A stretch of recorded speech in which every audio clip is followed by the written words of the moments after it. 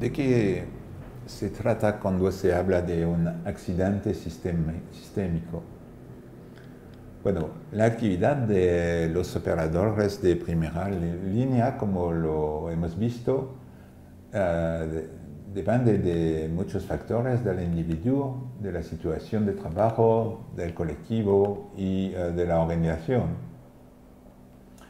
Y como se trata de una situación con riesgos, se ha puesto un número de barreras de seguridad, de defensas técnicas, procedimientos y todo eso para asegurar la seguridad de las operaciones.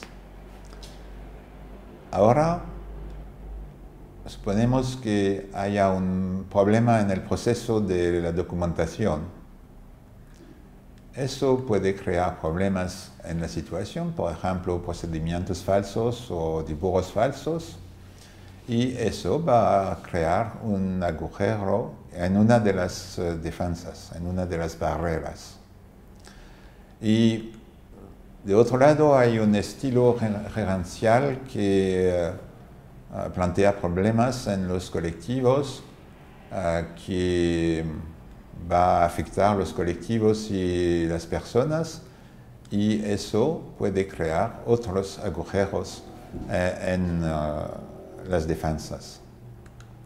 Y para acabar, hay un problema en el proceso de mantenimiento que va a plantear problemas en la situación y también crear agujeros.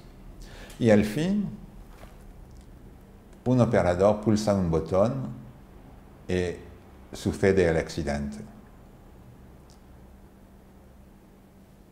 Ven que la causa del accidente no es el hecho de que el operador ha pulsado un botón, sino que había una fraqueza de las defensas que hizo que la actuación del operador produjo el accidente.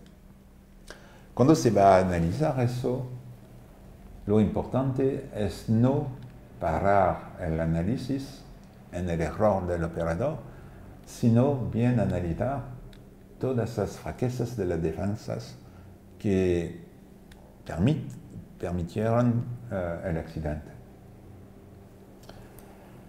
Bueno, estamos llegando al fin de esta charla. Para acabar, los factores humanos tienen una relación muy fuerte con la cultura de seguridad, como lo hemos dicho al inicio.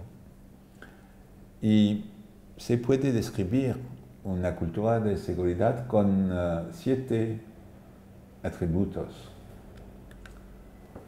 Uno es la conciencia compartida de los riesgos más importantes.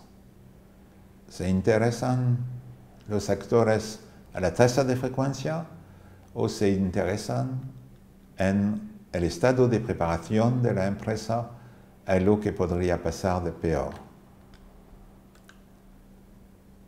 Segundo atributo estratégico es la atención permanente a los 3 pilares: tomar en cuenta la seguridad técnica, el SMS y los factores humanos y organizativos. Y el tercer atributo estratégico es la forma de elegir el balance entre la seguridad reglada y la seguridad gestionada. También hay atributos de la seguridad de la cultura de seguridad que son relacionados con los procesos. Hay una cultura interrogativa, eso significa se toman en cuenta las informaciones sobre sucesos sin consecuencias.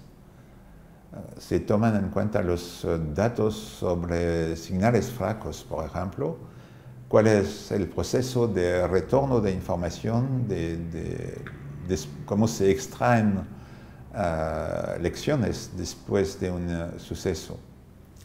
Y la cultura de la transparencia es, a propósito de la forma como circula la información, si se toman en cuenta los reportes de los operadores, por ejemplo. Los últimos atributos de una cultura de seguridad